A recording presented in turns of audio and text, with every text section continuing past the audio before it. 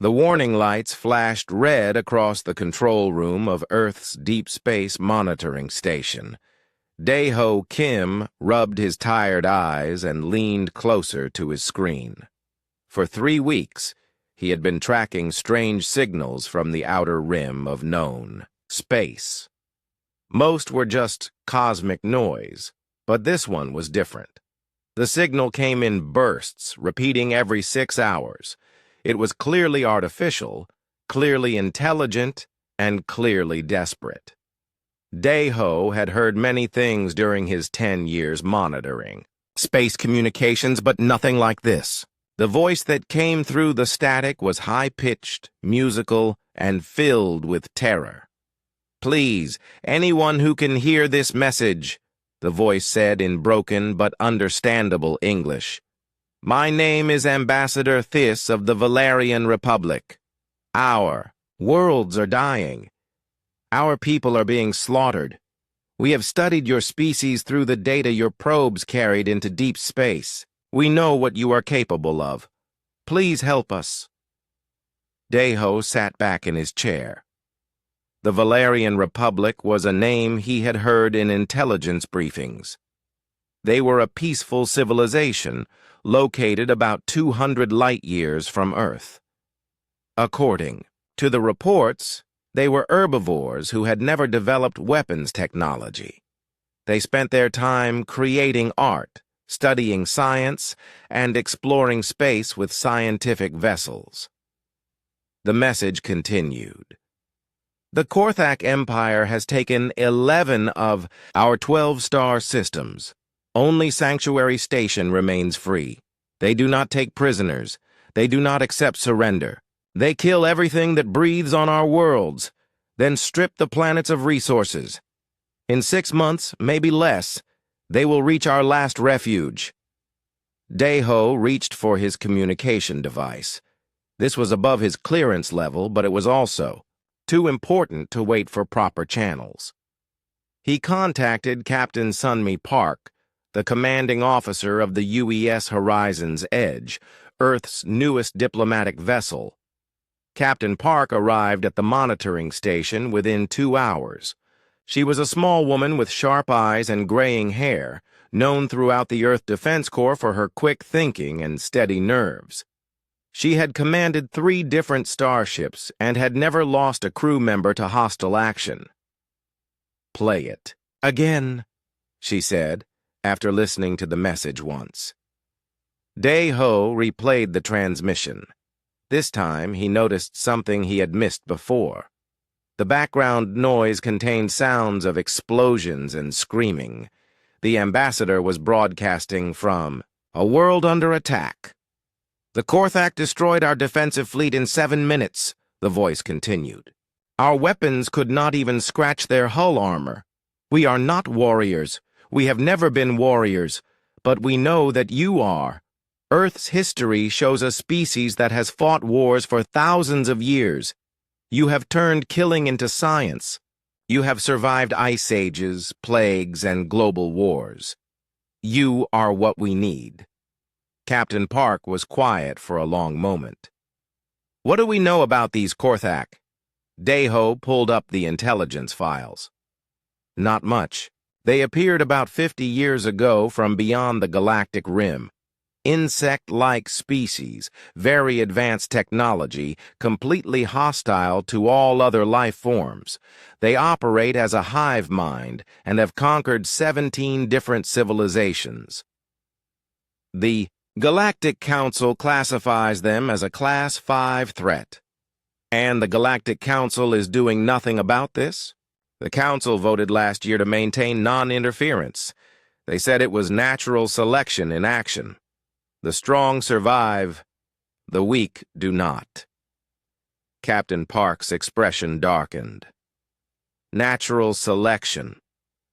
She repeated the words like they tasted bad. "How many Valerians are left?" Intelligence estimates put their total population at about 2 billion, down from 12 billion 3 years ago. The captain walked to the window overlooking Earth's blue oceans. In the distance, cargo ships carried supplies to the orbital shipyards where humanity was building its first generation of true interstellar vessels. Earth had been preparing for deep space exploration, not war. "Send a message to Fleet Command," she said finally. "Tell them we have a situation that requires immediate response. And get me everything we have on Valerian biology, culture, and technology." Dayho worked quickly at his console. "Captain, Fleet Command is asking for your assessment of the situation. Tell them that a peaceful species is being exterminated by hostile aliens, and they have specifically requested Earth's help.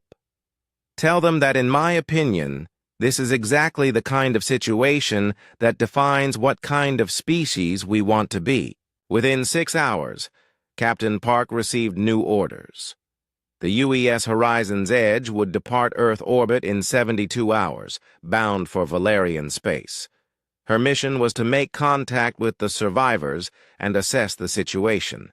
If possible, she was to establish diplomatic relations and offer humanitarian aid. The ship's crew was small but experienced. Tae-Jin Lee, a former colonel in the Earth Defense Corps, served as military advisor.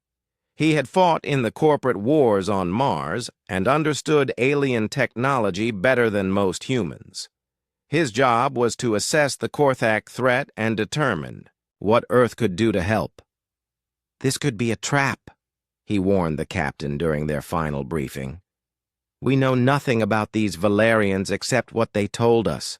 For all we know, they could be working with the Korthak to lure human ships into deep space." Captain Park nodded. "It's possible. But look at this transmission analysis." She displayed Dayho's detailed breakdown of the alien message. "The emotional stress patterns are consistent with genuine terror. The background audio contains sounds of actual combat. Either the Valerians are the best actors in the galaxy, or they are really dying." The Horizon's Edge left Earth on a cold Tuesday morning. The ship was designed for exploration and diplomacy, not combat. It carried advanced sensors, powerful computers, and comfortable quarters for alien dignitaries. Its only weapons were defensive, systems designed to protect against space debris and small asteroids. The journey to Valerian space would take 6 weeks using humanity's newest faster-than-light drive. During the trip, the crew studied everything they could find about their destination. The Valerian Republic controlled 12 star systems, each containing between 1 and 4 habitable worlds. Their total territory was roughly the size of Earth's. Local stellar neighborhood. Valerian society was built around cooperation and peaceful coexistence.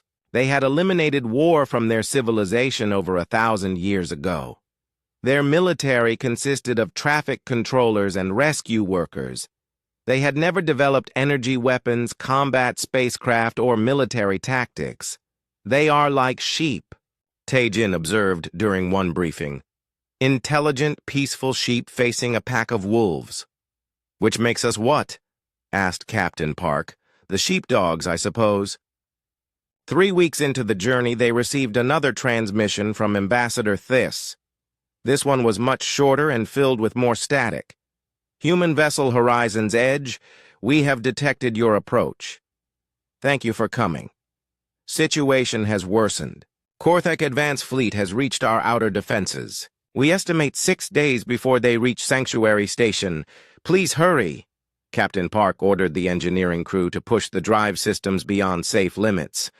The ship arrived in Valerian space 2 days early, but they were still almost 2. Late Sanctuary Station hung in space like a jewel, a massive structure built from crystalline materials that caught and reflected the light of its star. It was beautiful in a way that no human structure had ever been, more like a work of art than a space station. Around it floated the remnants of the Valerian fleet, a dozen small ships that looked more like exploration vessels than warships. Incoming. Transmission. announced Dae-ho from his communication station. The face that appeared on the main screen was unlike anything the humans had seen before. Ambassador Thys looked like a cross between a deer and a human, with large dark eyes, a gentle expression, and fur that shimmered with silver highlights. When he spoke, his voice was musical and filled with relief. "Captain Park, I cannot express how grateful we are that you came. We had almost given up hope. Ambassador Thys, we received your message and came as quickly as we could. What is your current situation?" The alien's expression grew sad. "The Korthak advance fleet arrived yesterday. They demanded our surrender and the location of all remaining Valerian colonies. When we refused, they began systematic bombardment of our outer settlements. We have perhaps 4 days before their main force arrives." Captain Park looked at her tactical display. The Korthak fleet consisted of over 50 vessels, each larger and more heavily armed than anything in the human arsenal. "Ambassador, we need to discuss your options. Our ship is not equipped for military action against a force of that size." "We understand, Captain. We do not expect you to fight our battles, but perhaps you could help us evacuate the survivors." "Take some of our people to safety?" Tae-jin stepped forward. "Ambassador, we need to understand what we are facing. Can you show us recordings of Korthak combat operations?" What they saw in the next hour changed everything. The Korthak were not just conquerors, they were exterminators. Their ships systematically destroyed every living thing on captured worlds. They showed no mercy to civilians, no interest in prisoners, and no willingness to negotiate. They were less like an army and more like a force of nature, as inevitable and destructive as a plague. "They are coming," Ambassador Thys said quietly. "And when they arrive, the last free Valerians in the galaxy will die." Captain Park stared at the tactical display showing the approaching Korthak fleet. Somewhere in the back of her mind, she could hear the voice of every human who had ever fought against impossible odds. Her species had survived ice ages, global wars, and threats that should have destroyed them. They had never been the strongest or the fastest, but they had been the most stubborn. "Not if we have anything to say about it," she said. The airlock of the UES Horizon's Edge opened with a soft hiss. Captain Sunmi Park stepped aboard Sanctuary Station, followed by her crew. The first thing that struck her was the smell: flowers and something like cinnamon. The second thing was how beautiful everything looked. The corridors were made of a crystalline material that seemed to glow from within. Artwork covered the walls, showing peaceful landscapes and star fields. Soft music played from hidden speakers. It felt more like walking through a museum than a military installation. Ambassador Thys waited for them in what he called the Welcome Hall. Up close, he was even more deer-like than he had appeared on the screen. He stood about 6 feet tall, with long, graceful limbs and fur that changed color depending on how the light hit it. His large eyes seemed to hold the wisdom of ages. "Captain Park, welcome to Sanctuary Station," he said in his musical voice. "I am sorry you must see us in such dark times." Behind the captain, Bo-Ram Choi, the ship's xenobiologist, was staring at everything with wide eyes. She had studied alien life for 15 years, but had never seen anything like this. The Valerians moved with fluid grace, their every gesture seeming like part of a dance. "Ambassador, we need to understand your situation better," Captain Park said. "Can you show us your defensive capabilities?" Thys looked confused. "Defensive capabilities? I am not sure I understand." Tae-jin Lee stepped forward. "Weapons, Ambassador. What weapons do you have to fight the Korthak?" The alien's expression grew even more puzzled. Weapons? We do not have weapons. Why would we need such things? The humans exchanged glances. How do you defend yourselves? Asked Captain Park. Defend ourselves from what? Before the Korthak came, there was nothing to defend against. We have police to help settle disagreements and rescue workers to help during accidents, but we have never needed to hurt anyone. Hyunwoo Nam, the chief engineer, pointed to a device mounted on the wall. What is that? That is a mining laser, Theiss explained.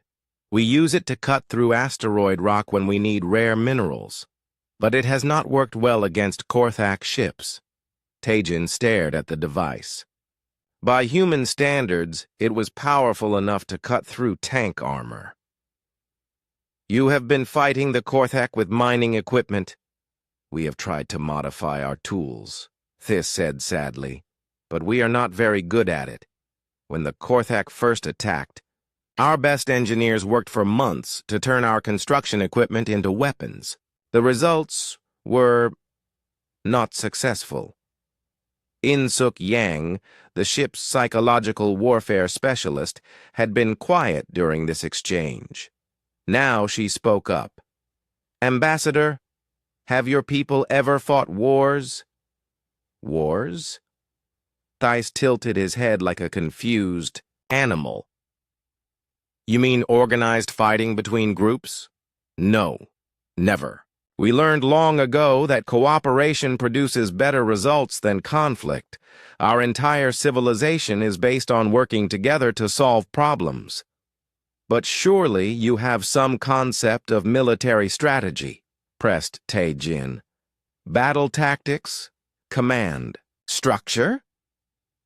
The ambassador looked around at his fellow Valerians, who had gathered to listen. They all seemed equally puzzled. I think perhaps we do not understand these words the way you mean them. Bo-Ram Choi pulled out her tablet and showed the Valerians a simple diagram of human military organization. This shows how human armies are structured. You have generals who give orders, colonels who command smaller groups, and soldiers who follow those orders. The Valerians studied the diagram with interest, but Theiss shook his head. This is very strange to us. Why would some people give orders and others follow them? Would it not be better if everyone worked together to find the best solution? What happens when there is no time to discuss solutions? Asked Captain Park. There is always time to discuss, Theiss replied. How else can you make sure you are doing the right thing? The humans were beginning to understand the scope of the problem. The Valerians were not just technologically unprepared for war, they were psychologically incapable of it. Their entire species had evolved beyond the concept of organized violence. Show us the recordings of Korthak attacks, requested In-Suk Yang. This led them to the station's information center. The recordings were difficult to watch. The Korthak ships were massive, black, and covered with weapon ports. They looked like flying fortresses designed for one purpose: destruction. In the first recording, a Korthak fleet approached a peaceful Valerian colony world. The planet's defense consisted of 3 small ships that looked like civilian transports. They tried to communicate with the Korthak, sending messages in dozens of languages. The response was immediate and brutal. The Korthak ships opened fire without warning, destroying the Valerian vessels in seconds. They did not even respond to our greeting, Theiss said quietly. We tried to explain that we meant no harm, that we only wanted to talk. They began bombing our cities 30 minutes after arriving. The second recording showed Valerian ground forces attempting to resist a Korthak landing. It was painful to watch. The Valerians carried mining tools and construction equipment, but they had no idea how to use them effectively. They stood in the open making easy targets. When the Korthak soldiers appeared, The Valerians tried to form discussion groups to negotiate. "This is not how you fight a war," Tae-jin muttered. "We do not know how to fight a war," Thais admitted. "We hoped the humans could teach us." Bo-ram Choi was studying the Korthak soldiers in the recordings. They were insect-like creatures, about 7 feet tall, with armored shells and multiple arms. But what caught her attention was how they moved. "They are acting like a hive mind," she observed. "Look at how perfectly coordinated they are." The Korthak soldiers moved as one unit, never speaking to each other, never hesitating, never showing individual initiative. When one fell, the others immediately adjusted their formation without any apparent communication. "They do not think like individuals," Thais confirmed. "Our scientists believe they share a collective consciousness. Each soldier is like a finger on a giant hand, controlled by a central intelligence. That explains why they do not negotiate," said In-suk Yang. "Hive minds cannot understand the concept of compromise. They see every other species as either food or competition to be eliminated." Alarms began sounding throughout the station. A Valerian technician approached Ambassador Thais with obvious distress. "The Korthak scouts have arrived. 3 ships approaching fast." Captain Park immediately activated her communication device. "Horizon's Edge, this is the captain. Prepare for possible combat." The voice of her first officer crackled back. "Captain, we are reading 3 alien vessels, much larger than us. They are not responding to our hail." Through the station's viewing ports, they could see the Korthak ships. They were sleek and deadly, moving with the kind of precision that spoke of advanced technology and hostile intent. "What is your standard defense protocol?" Captain Park asked Thys. "We will try to communicate with them," the ambassador replied. "We will explain that this station contains refugees and ask them to respect neutral territory." Tae-jin grabbed the ambassador's arm. "They will not listen. You need to evacuate immediately." "Evacuate? But this is our home. Perhaps if we explain our situation clearly." The first Korthak ship opened fire. Energy beams lanced out toward Sanctuary Station's outer ring. The Valerians had shields, but they were designed to protect against space debris, not military. "Weapons!" The beams cut through the shields like they were not there. "All Valerians to the evacuation ships!" Thais finally called out, his musical voice filled with panic. But the evacuation was chaos. The Valerians had no emergency protocols, no chain of command, no system for getting people to safety quickly. They formed discussion groups to decide who should leave first. They tried to reach consensus on which ships to use. Precious minutes ticked away while they debated. Captain Park watched in horror as the second Korthak ship targeted a Valerian transport that was moving too slowly. The transport exploded in a ball of fire, taking 200 refugees with it. "Horizons Edge, engage those ships immediately," she ordered. Her ship was not designed for combat, but it had defensive weapons. Energy beams lanced out from the human vessel, striking the lead Korthak ship. To everyone's surprise, the Korthak ship staggered under the impact. Its shields flared and partially collapsed. The Korthak ships immediately turned toward this new threat. They had expected to face helpless Valerians, not an unknown species with effective weapons. "Captain, their weapons are targeting us," reported her first officer. "Shields are holding, but not for long." Hyun-woo Nam was studying the tactical display. "Their technology is advanced, but not beyond our understanding. Our weapons seem to be effective against their shields." The battle that followed was brief, but decisive. The human ship used tactics that confused the Korthak. Rapid course changes, unpredictable attack patterns, and weapons fire from unexpected Angles. The Korthak ships, designed to fight predictable opponents, could not adapt quickly enough.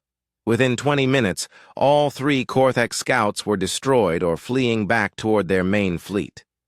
Ambassador Thiss stared at the tactical display in amazement. "How did you do that? They destroyed our defense fleet in minutes, but you defeated them easily." Captain Park looked around at the Valerians, seeing them clearly for the first time. They were beautiful, intelligent, and completely helpless. They had created a magnificent civilization based on peace and cooperation, but they had never learned the harsh lesson that sometimes peace must be defended with force. "Ambassador," she said quietly, "I think we need to have a very serious conversation about what it takes to survive in a hostile galaxy." The warning alarms sounded again. Long range. Sensors were detecting movement from the Korthak main fleet. The real battle was about to begin. The emergency session of the Earth Defense Council lasted 18 hours. Admiral Ji-Hoon Kwan sat at the head of the table studying the reports from Captain Park's encounter with the Korthak scouts. Around him, generals, scientists, and politicians argued about humanity's response to the crisis in Valerian space. "We are talking about committing our entire fleet to a war that is not ours," said General Morrison, the head of Earth's Strategic Command. "The Korthak have not threatened Earth directly. Why should we risk our people for aliens we just met?" Admiral Kwan looked up from the reports. "Because in 6 months, after they finish with the Valerians, they will come for us. Captain Park's analysis is clear. The Korthak are not just conquerors. They are exterminators. They will not stop until they control this entire region of the galaxy." Dr. Sarah Chen, Earth's leading xenobiologist, stood up. "The intelligence we have gathered shows that the Korthak have already destroyed 17 different civilizations. Each time, they move closer to Earth. The Valerians are not just asking for help. They are our last line of defense." The argument continued for hours, but Admiral Kwan already knew what the decision would be. He had seen the recordings of Valerian cities burning, of peaceful beings running in terror from an enemy they could not understand or fight. More importantly, he had seen the tactical analysis of Korthak military doctrine. The Korthak fought, like a machine, efficient and ruthless. But machines could be broken if you understood how they worked. And Admiral Kwan, who had spent 30 years studying military strategy, could see the weaknesses in their approach. "We are going to war," he announced when the debate finally ended. "Full mobilization. Every available ship, every trained soldier, every weapon we can build. We have 6 months to prepare." The announcement went out across Earth's communication networks within hours. The response was immediate and surprised everyone, including Admiral Kwan. Volunteers began signing up for military service at 10 times the normal rate. Civilian corporations offered to convert their factories to build warships. Scientists abandoned their research projects to work on weapons development. Min Ho-yoon, an intelligence officer who had been monitoring galactic communications, brought the Admiral some unusual news. "Sir, we are receiving messages from other species. Word of our engagement with the Korthak scouts has spread through the underground networks."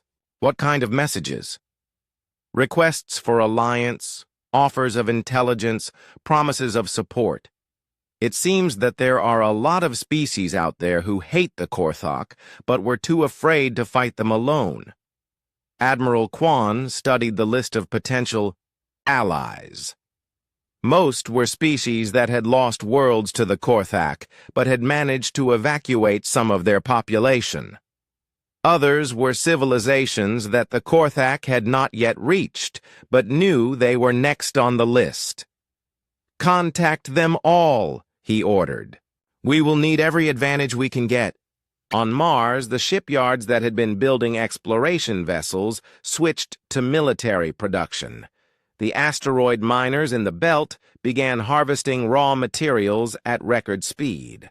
The research stations on Europa and Titan started developing new weapons based on the tactical data from Captain Park's encounter. Yoonji Song, a Special Forces commander who had served in the corporate wars, was placed in charge of training the new volunteers. She quickly discovered that the recruits fell into two categories: young people seeking adventure and older veterans who remembered what it meant to fight for survival.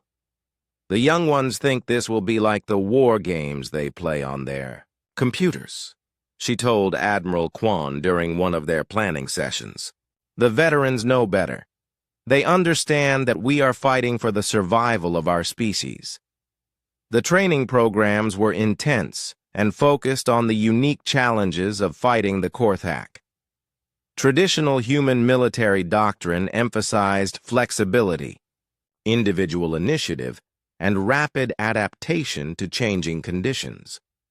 These were exactly the qualities that the hive mind Korthak could not counter. They think as one mind, Commander Song explained to her trainees. That makes them incredibly coordinated, but it also makes them predictable. If we can disrupt their communication, we can turn their greatest strength into their greatest weakness. The first human battle group departed Earth 4 months after Captain Park's initial contact. It consisted of 12 ships, including the newly commissioned UES Predator, humanity's first purpose-built warship. Admiral Kwon commanded the fleet from the bridge of the Predator, watching as Earth fell away behind them. The journey to Valerian. Space took 5 weeks. During the trip, the human fleet received regular updates from Captain Park, who had remained at Sanctuary Station to coordinate with the Valerian survivors. The news was not good. The Korthak had captured 2 more Valerian colonies and were systematically destroying everything on those worlds. They are not even taking resources, Captain Park reported. They are just killing everything and moving on. It is like they get satisfaction from the act of destruction itself. When the human fleet arrived at Sanctuary Station, Admiral Kwon was surprised by what he found. The Valerians had not been idle. Working with Captain Park's crew, they had converted their scientific equipment into weapons and their transport ships into military vessels. The results were impressive, considering their complete lack of military experience. "We have learned much from your people," Ambassador Thys told the Admiral during their first meeting. "We now understand that sometimes violence is necessary to protect those who cannot protect themselves. But it was clear that the Valerians would never be effective warriors. Their attempts at military organization were clumsy and inefficient. They still tried to reach consensus on tactical decisions. They hesitated to fire on enemy ships, hoping until the last moment that communication might be possible. Admiral Kwon decided to use this to his advantage. "You will not fight like us," he told the Valerian commanders. "You will fight like yourselves. Your role is to save lives, evacuate civilians, and provide support. Leave the killing to us." The first major engagement came 3 weeks later. Long-range sensors detected a Korthak battle group approaching one of the last free Valerian colonies. The enemy force consisted of 37 ships, including several massive dreadnoughts that bristled with weapons. Admiral Kwon studied the tactical display with satisfaction. The Korthak were advancing in perfect formation, their ships moving in precise coordination. It was exactly what he had expected from a hive mind species. "All ships, prepare for Operation Wasp Swarm," he ordered. Type. Human battle plan was unlike anything the galaxy had seen before. Instead of meeting the enemy head-on, the human ships scattered in all directions, using the asteroids and debris of the outer system to mask their movements. They attacked from multiple angles simultaneously, targeting the Korthak ship's communication, arrays, and command centers. The Korthak responded exactly as predicted. When their communication network was disrupted, individual ships began acting independently, but without the coordination that made them effective. Some ships retreated when they should have advanced. Others advanced when they should have retreated. Commander Song led a strike team aboard captured Korthak vessels, using human boarding tactics that the aliens had never encountered. The Korthak soldiers were deadly in ship-to-ship combat, but they could not adapt to the chaos of close quarters, fighting against opponents who used unpredictable tactics. "They fight like robots," she reported to Admiral Kwan. "Efficient but inflexible. Once you figure out their programming, they become easy targets." The battle lasted 6 hours. When it was over, 23 Korthak ships had been destroyed, and the rest were retreating toward their main fleet. The human force had lost 2 ships and suffered minor damage to 3 others. But the real victory was not in the battle itself. It was in the message that the battle sent to both sides. The Yad, Korthak, who had never faced effective resistance, suddenly realized they were fighting an enemy that could hurt them. The other species of the galaxy, who had watched the Korthak advance with growing terror, suddenly saw hope. "We are receiving communications from 17 different species," Minho Yun reported after the battle. "They want to join our alliance. They are offering ships, weapons, and intelligence." Admiral Kwan nodded. "Accept them all, but make it clear that this is not a defensive alliance. We are not fighting to contain the Korthak. We are fighting to destroy them completely." Ambassador Thys looked troubled. "Admiral, is it wise to speak of destroying an entire species? Even the Korthak must have some good individuals among them." The Admiral turned to face the gentle alien. "Ambassador, the Korthak have had 50 years to show mercy, to negotiate, to demonstrate that they can coexist with other species. Instead, they have chosen to be a plague upon the galaxy. Sometimes, the only way to stop a plague is to eliminate it entirely." The human fleet began preparing for the next phase of the war. Ships were being retrofitted with new weapons designed specifically to counter Korthak technology. Soldiers were training in tactics that would maximize the confusion and fear that seemed to be humanity's most effective weapons against the hive mind. But most importantly, word was spreading across the galaxy that the unstoppable Korthak could be stopped. Species that had hidden in fear were beginning to emerge from their shelters. The galaxy was waking up, and it was angry. Admiral Kwan stood on the bridge of the Predator, looking out at the stars where Korthak ships were beginning to retreat for the first time in 50 years. Humanity had awakened something in itself and in the galaxy. The prey animals were learning to bare their teeth. The real war was about to begin. The Korthak High Command had never experienced fear before. For 50 years, their fleets had moved across the galaxy like a force of nature, destroying everything in their path. No species had ever fought back effectively. No enemy had ever made them retreat. Now 3 of their battle groups had been destroyed by creatures calling themselves humans. The hive mind that connected all Korthak warriors was filled with confusion and something new. Doubt. Dong-Hyuk Seo, humanity's leading expert in psychological warfare, studied the intercepted Korthak communications with growing excitement. His team had been working for months to understand how the alien hive mind functioned, and now they were seeing the first cracks in its structure. "They are starting to question their own decisions," he reported to Admiral Kwan during their daily briefing. Individual Korthak units are hesitating before following orders. Some are even requesting confirmation of commands they would have obeyed instantly 6 months ago.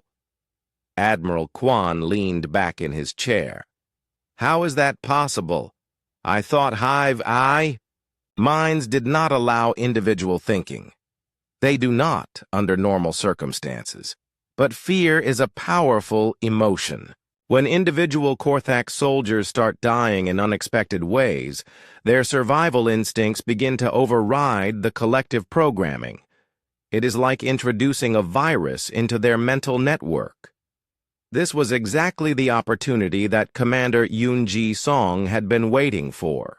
Her Special Forces teams had been training for months to exploit the weaknesses in Korthak psychology. Now they were ready to begin what she called nightmare operations. The first nightmare began on the Korthak-occupied world of Zerion Prime. Song's team arrived in the middle of the night using stealth technology that made their ships invisible to Korthak sensors. They landed in the ruins of what had once been a beautiful Valerian city, now reduced to rubble and ash. The Korthak had established a mining operation on the planet, using automated systems to strip valuable minerals from the ground. A garrison of 500 Korthak soldiers guarded the operation, following standard protocols that had worked perfectly for decades. Song's team consisted of only 20 humans, but they were equipped with weapons and tactics specifically designed to terrorize hive mind species. They struck without warning, attacking isolated Korthak outposts with weapons that made no sound and left no trace. The first Korthak patrol simply disappeared. One moment they were walking through the ruins, following their programmed route. The next moment they were gone. Their fellow soldiers found no bodies, no signs of struggle, no indication of what had happened. The second patrol met a different fate. The Korthak soldiers found their bodies arranged in a pattern that seemed random, but was actually designed to trigger maximum psychological distress in hive mind species. Each body had been killed in a different way, suggesting that the attackers possessed multiple types of weapons and were not afraid to use them creatively. The Korthak are sending confused signals back to their command structure, Dong-hyuk reported as he monitored their communications. They are requesting backup, asking for new orders, and trying to understand what kind of enemy they are facing. For the first time, they are afraid. Hee Jin-ko, the fleet's bioweapons specialist, had been developing even more disturbing tools for psychological warfare. Her laboratory ships had created diseases specifically designed to affect Korthak physiology, without harming other species. The beauty of biological warfare against a hive mind, she explained to her staff, is that fear of disease spreads faster than the disease itself. When individual Korthak start worrying about infection, they begin to isolate themselves from their fellow soldiers. This breaks down the mental connections that make the hive mind effective. The bioweapons were deployed on 3 different Korthak-held worlds simultaneously. The diseases were not fatal, but they caused visible symptoms that made infected Korthak easy to identify. Within days, Korthak units were refusing to work together, afraid that close contact would spread the infection. Sang-wook Jang, the tactical commander known for winning impossible battles, took advantage of this growing fear to launch what he called ghost campaigns. His ships would appear at the edge of Korthak-controlled systems, engage briefly with enemy forces, then disappear before reinforcements could arrive. "We are not trying to win battles," he explained to his captains. "We are trying to make them, afraid of every shadow, every sensor reading, every unexplained signal. A frightened enemy makes mistakes. Mistakes can be exploited." The ghost campaigns were devastatingly effective. Korthak fleets began changing course to avoid systems where human ships had been spotted. Supply convoys started traveling with massive escorts, slowing down their logistics networks. Most importantly, individual Korthak commanders began making decisions based on fear rather than tactical logic. The psychological pressure was having an unexpected effect on Korthak society. Species that had lived as a unified hive mind for thousands of years were beginning to experience individual consciousness. Some Korthak soldiers started questioning orders. Others began showing creativity in their tactics, trying to adapt to human unpredictability. "This is unprecedented," reported Dr. Chen, who had been studying captured Korthak prisoners. "We are literally watching a species evolve from collective consciousness to individual awareness in real time. The stress of fighting humans is forcing them to develop personality traits they never had before." But not all Korthak were developing beneficial personality traits. Some became paranoid and violent, attacking their own troops when they suspected betrayal. Others became paralyzed by indecision, unable to act without constant confirmation from their superiors. The Korthak High. Command tried to respond by tightening control over their forces, but this only made the problem worse. The more they tried to suppress individual thinking, the more their soldiers resented the control. Units that had worked together for decades began to fracture and fight among themselves. Admiral Quan watched these developments with grim satisfaction. "We are not just winning battles," he told his staff. "We are destroying their entire civilization from the inside out." The human campaign expanded to include direct attacks on Korthak infrastructure. Engineering teams led by specialists like Hyunwoo Nam began targeting the communication networks that held the hive mind together. They planted devices that would broadcast confusing signals on Korthak frequencies, disrupting the mental connections between distant groups. Each communication disruption isolates another group of Korthak soldiers, Nam explained, as his teams prepared for another mission. Isolated Korthak are ineffective Korthak. They lose their coordination, their shared knowledge, and their sense of purpose. The disruption campaigns were coordinated with conventional military strikes. When Korthak fleets lost communication with their command structure, human warships would attack immediately, taking advantage of the confusion to inflict maximum damage, with minimum risk. The results exceeded all expectations. Within 6 months of beginning the psychological warfare campaign, the Korthak Empire had lost control of over 20 star systems. Their forces were retreating on all fronts, but not in an organized fashion. Different Korthak groups were making independent decisions about where to retreat and how to defend themselves. "They are no longer fighting as a unified empire," reported Min-Ho Yoon, who had been tracking Korthak movements across the galaxy. "They are fighting as dozens of separate factions, each trying to save themselves without regard for the others." This development created new opportunities for the human alliance. Species that had been oppressed by the Korthak for decades began to rebel, knowing that their oppressors were no longer receiving support from the main hive mind. Liberation movements sprang up on dozens of worlds, coordinated by human special forces teams. Commander Song found herself training alien resistance fighters in the same tactics her teams had used against the Korthak. "The key is unpredictability," she taught them. "Never attack the same way twice. Never follow a pattern they can predict. Make them afraid of every shadow, every sound, every moment of silence." The galactic community was beginning to notice the dramatic shift in the balance of power. Species that had never heard of humans 6 months earlier were now requesting alliance agreements and offering tribute in exchange for protection from their own enemies.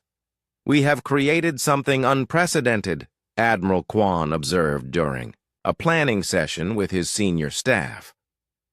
For the first time in galactic history, there is a military force capable of completely destroying an empire, not through superior numbers or technology, but through superior understanding of warfare itself. But the Admiral also recognized that humanity's success was creating new problems. Other species were beginning to fear human military capabilities almost as much as they had feared the Korthak. Reports were coming in of civilizations that were rebuilding their military forces specifically to defend against potential human aggression. "We have proven that we can destroy our enemies," he said quietly. "Now, we must prove that our friends have nothing to fear from us." The war against the Korthak was far from over, but the outcome was no longer in doubt. The question now was, what kind of galaxy would emerge from the ashes of the Korthak Empire, and what role humanity would play in shaping that future? The Galactic Council had not held an emergency session in over 300 years. The massive chamber on Nexus Prime, built to accommodate representatives from 200 different species, buzzed with nervous energy as delegates discussed. The human situation, Yujin Ryu, Earth's newly appointed ambassador to the Galactic Council, sat in the section reserved for minor species. 6 months ago, that designation had been accurate. Today, it was dangerously outdated. The humans had liberated 17 star systems, destroyed the most feared military force in the galaxy, and were now accepting surrender offers from Korthak splinter groups on a daily basis. The human military expansion threatens the stability of our entire region, declared Ambassador Vextai of the Hegemony Coalition. His species looked like giant crabs and had controlled 30 star systems for over 1,000 years. They claim to be liberators, but their methods are those of conquerors. Ambassador Ryu stood to respond. She was a small woman by human standards, but her voice carried clearly through the vast chamber. The Hegemony Coalition had 50 years to stop the Korthak genocide. You chose to do nothing. Now you complain because others acted where you would not. The chamber erupted in angry chittering, clicking, and other sounds that served as applause or disapproval among the various species. Council Speaker Mordoon, a floating jellyfish-like being, called for order. Ambassador Ryu, the Council, recognizes your species' military achievements. However, we are concerned about reports of human forces establishing permanent bases in liberated systems. This suggests territorial expansion rather than humanitarian intervention. Ryu activated her holographic display, showing detailed maps of human military deployment. Every base we have established was requested by the local government. Every system under human protection asked for our help. We have never taken territory by force. But you have never given it back either, observed Ambassador Klethar of the Trading Union. Your protection agreements seem to be permanent arrangements. They are permanent, Ryu replied without hesitation. The species we protect will never again face genocide while humans exist to prevent it. If you find this arrangement troubling, perhaps you should have acted to prevent the genocide in the first place. Fleet Commander Woo Seok-an stood on the bridge of the UES Liberator, watching his ships patrol the Zerian system. 2 months ago, this system had been under Korthak control. Now it was home to the largest human naval base outside of Earth space. The base was impressive by any standard. Orbital shipyards worked around the clock to build new human warships. Training facilities prepared crews from dozens of different species to work alongside human forces. Intelligence centers coordinated operations across half the galaxy. But what made the base truly remarkable was its voluntary nature. Every species represented there had asked to be part of the Human Defense Network. They provided resources, personnel, and intelligence in exchange for protection from threats their own forces could not handle. "Sir, we have another request for alliance," reported his communications officer. "The Altarian Republic wants to join the Human Defense Consortium. They are offering exclusive mining rights to 3 asteroid belts in exchange for protection from Korthak raiders." Commander An approved the alliance with a simple nod. The Altarians were the 24th species to request human protection this month. Each new alliance made the Human Defense Network stronger and more comprehensive. Intelligence analyst So Young Lim worked in the deepest levels of the base, monitoring communications across the galaxy. Her job was to track political developments and identify potential threats to human interests. What she was seeing worried her. "The old powers are starting to organize," she reported during the weekly intelligence briefing. "The Hegemony Coalition, the Trading Union, and the Imperial Consortium are holding secret meetings. Our sources suggest they are discussing ways to limit human influence." Commander An studied the intelligence reports. What kind of limitations are they considering? Economic sanctions, diplomatic isolation, possibly even military action. They claim we are disrupting the balance of power that has kept the galaxy stable for centuries. The irony was not lost on anyone in the room. The same balance of power that these species praised had allowed the Korthak to commit genocide for 50 years without intervention. Now that humans had upset that balance by actually stopping the genocide, the old powers wanted to restore the status quo. On the industrial world of New Prosperity, formerly a Korthak slave camp, human engineers worked alongside liberated aliens to rebuild civilization. The transformation was remarkable. In less than a year, the world had gone from a site of horror to a thriving center of production and commerce. Manager Park Jae-sung oversaw the reconstruction efforts with the same efficiency that human forces had shown in warfare.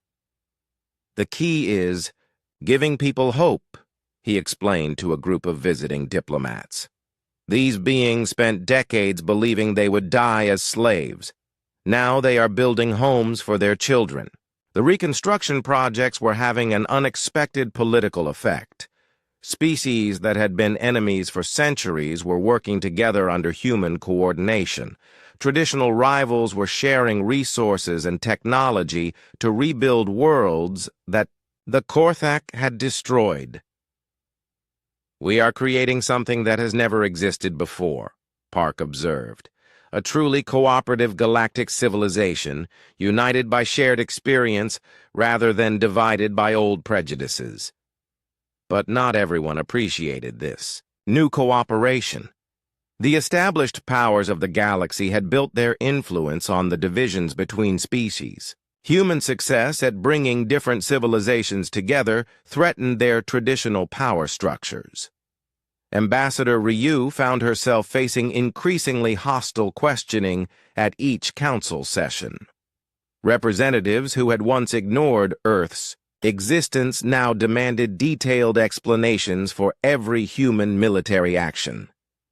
"The humans are changing the fundamental nature of galactic civilization," complained Ambassador Thexalon of the Scientific Directorate. "They are imposing their values on species that have developed different approaches to governance and diplomacy. Our values are simple," Ryu replied. "We believe that genocide is wrong.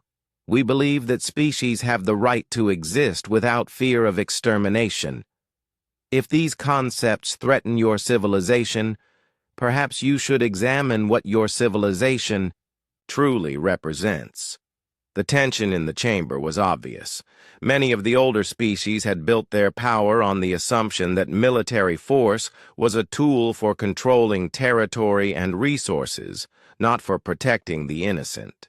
Human success had demonstrated that military power could be used for genuinely humanitarian purposes, making their own approach look selfish and cruel by comparison. Commander An received new orders from Earth that reflected the growing political pressure. Human forces were to begin withdrawing from some of the systems they had liberated, allowing local governments to handle their own defense. The results were immediate and tragic. Within weeks of the human withdrawal from the Zorvian system, Korthak raiders attacked 3 colonies. The local defense forces, equipped with human weapons but lacking human training and coordination, were overwhelmed. Thousands died before human reinforcements could arrive.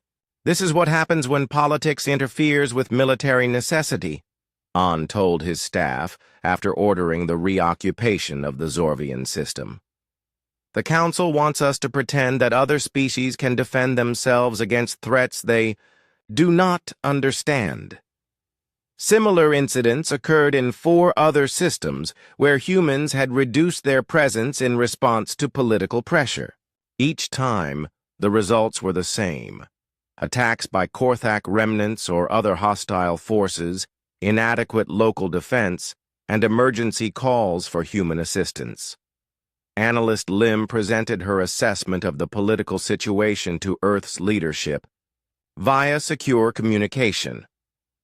The established galactic powers are caught in a contradiction. They want us to limit our military presence, but they also expect us to maintain galactic security. They want the benefits of human protection without accepting the reality of human influence. The contradiction was becoming more apparent every day. Trade routes that humans protected remained safe and profitable. Systems under human defense enjoyed unprecedented peace and prosperity. Meanwhile, regions that refused human involvement continued to suffer from piracy, warfare, and exploitation. The Galactic Council called for another emergency session to address what they termed the human question. This time, the chamber was packed with representatives from over 300 species, including many who had never participated in council proceedings before. Ambassador Ryu took her place in the center of the chamber, no longer relegated to the minor species section. Around her sat delegates from the 27 species that now formed the core of the Human Defense Consortium, as well as observers from dozens of others who were considering membership. The Council will address the matter of human military expansion and its impact on galactic stability, announced Speaker Mordun. Ryu stood to address the assembly. Before we discuss human expansion, let us discuss human results. In 18 months, we have ended a genocide that lasted 50 years. We have liberated 42 worlds and rescued over 6 billion beings from slavery and death. We have eliminated piracy in 17 star systems and established trade routes that benefit everyone who uses them. She paused to let her words sink in. If this is what you call destabilizing the galaxy, then perhaps the galaxy needed to be destabilized. The chamber erupted in discussion. Some species applauded the human achievements. Others demanded restrictions on human military operations. A few called for the complete expulsion of humans from Council space. Through it all, Ambassador Ryu remained calm. She had learned from studying human military successes that the key to victory was not superior force, but superior understanding of your opponent's weaknesses. The Galactic Council's weakness was obvious. They valued stability over justice, procedure over results, and tradition over progress. The vote, when it came, was closer than anyone expected. The motion to restrict human military operations failed by only 12 votes out of over 300 cast. More importantly, over 60 species formally requested to join the Human Defense Consortium during the session itself. As the session ended, Ryu realized that the galaxy had reached a turning point. The old order, based on accepting injustice in the name of stability, was crumbling. In its place, a new order was emerging, one where species worked together to protect each other rather than competing for dominance. The question now was whether that transformation would happen peacefully, or whether the old powers would choose to fight rather than adapt to the new reality. The Korthak homeworld had not seen sunlight in 3 years.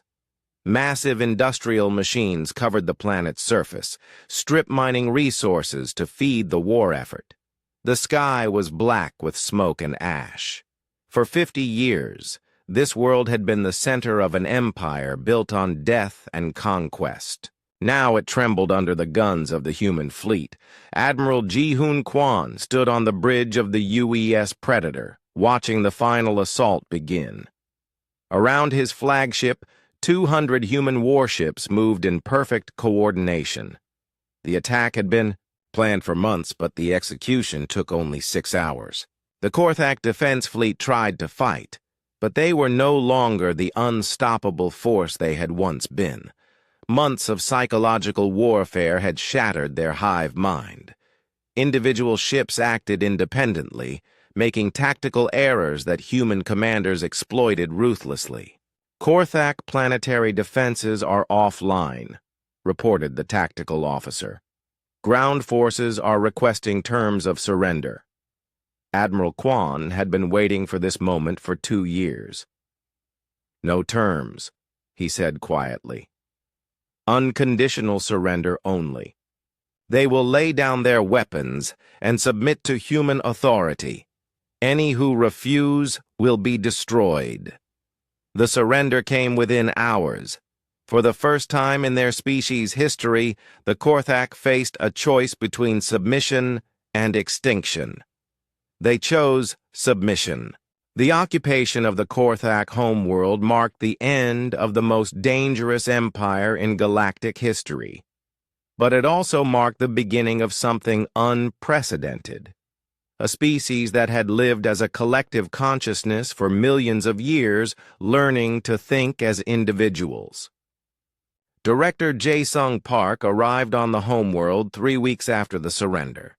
His job was to oversee what human officials called rehabilitation programs, but what many galactic observers considered something far more disturbing than simple conquest. "We are not here to rule the Korthak," he explained to his staff during their first meeting.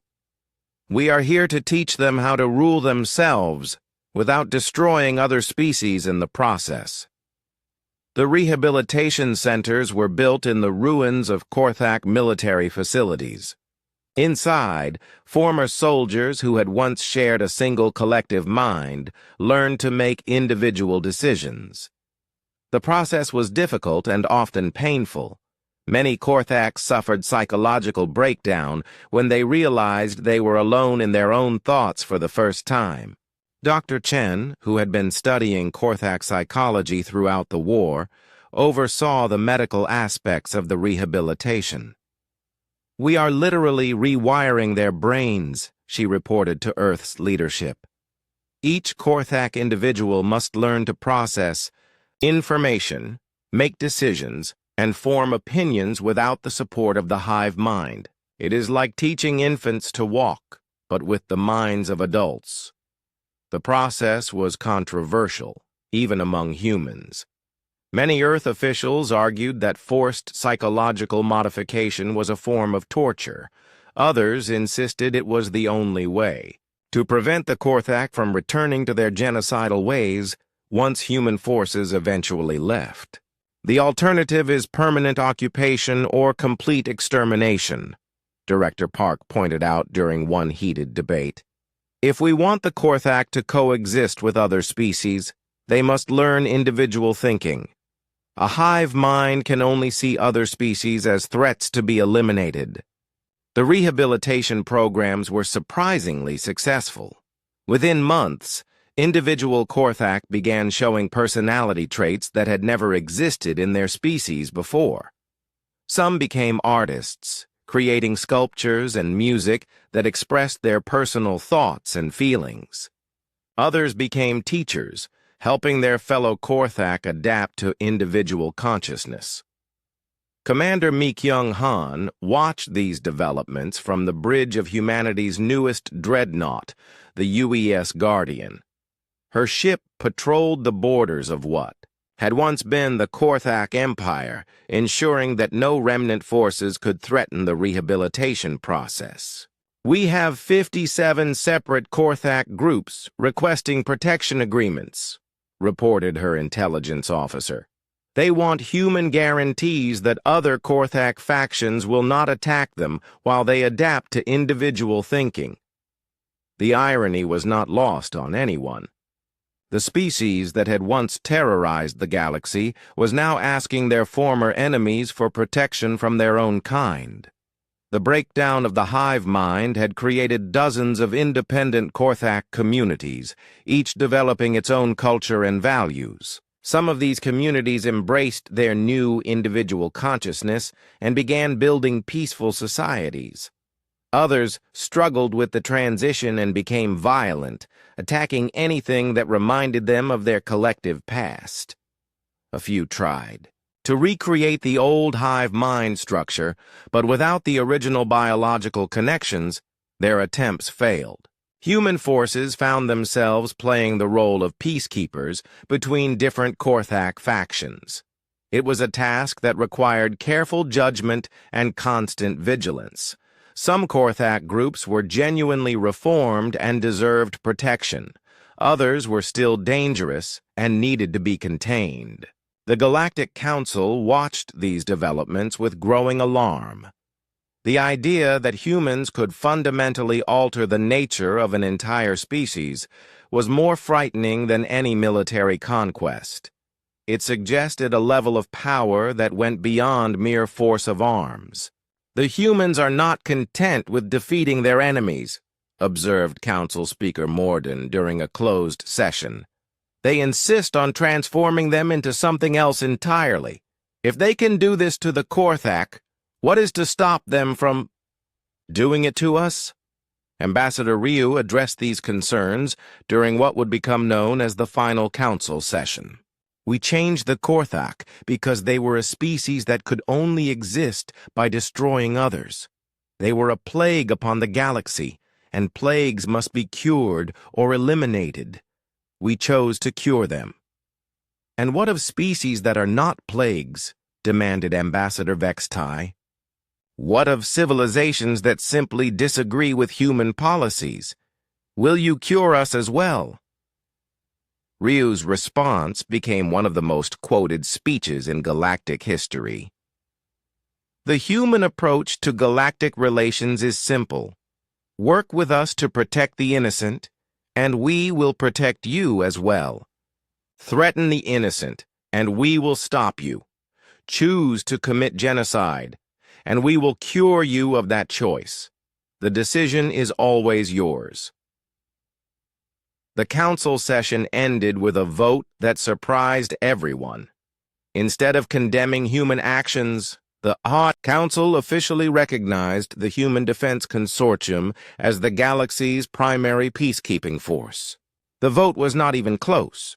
237 species voted in favor, with only 43 opposed. The transformation was complete.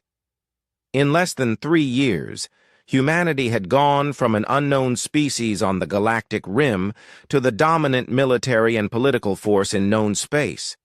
27 species were now full members of the Human Defense Consortium. Over 100 others had signed protection agreements with Earth. The rest were either too distant to be involved or too weak to matter. Philosopher Kyung-Ho Shin arrived on the former Korthak homeworld 6 months after the rehabilitation programs began. His job was to document the transformation and analyze its implications for galactic civilization. What he found exceeded all expectations. The Korthak who had completed the rehabilitation process were fundamentally different beings from their ancestors. They retained their intelligence and their advanced technology, but they had gained something their species had never possessed: empathy. I have interviewed over 300 rehabilitated Korthak, he reported to Earth's academic community. Every single one expresses regret for their species' past actions.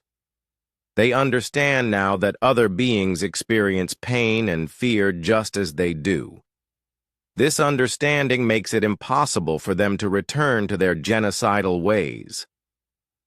But Shin's most important observation was about the broader implications of humanity's success. We have proven that apex predator status is not about size, strength, or numbers. It is about the willingness and ability to do what is necessary to protect the pack. In this case, the pack includes every peaceful species in the galaxy. The new galactic order was unlike anything that had existed before. Instead of competition between species for limited resources and territory, there was cooperation under human leadership.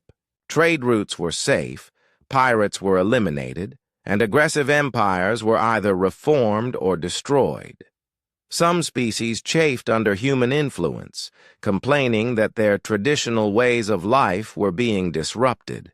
But even these critics had to admit that the galaxy was safer and more prosperous than it had been in centuries. Commander Han stood on the observation deck of the Guardian, looking out at the stars where human patrol ships maintained the peace.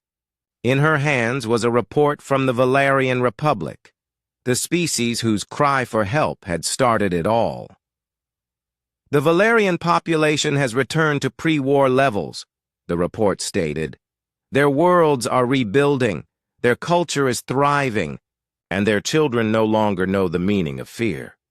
They have asked us to express their eternal gratitude to the human species for giving them the gift of survival.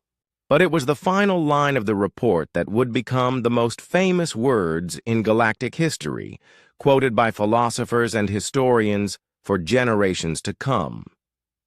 The galaxy cried for help, and Earth sent its children, the apex predators, of a death world who learned that the greatest weapon is not claws or fangs, but the willingness to use them for others. Han smiled as she read those words. Humanity had found its place in the galaxy, not as conquerors or explorers, but as protectors. They were the shepherds watching over a flock that spanned 1,000 worlds, ready to bare their teeth at any threat that dared to harm those under their care. The stars had never been safer.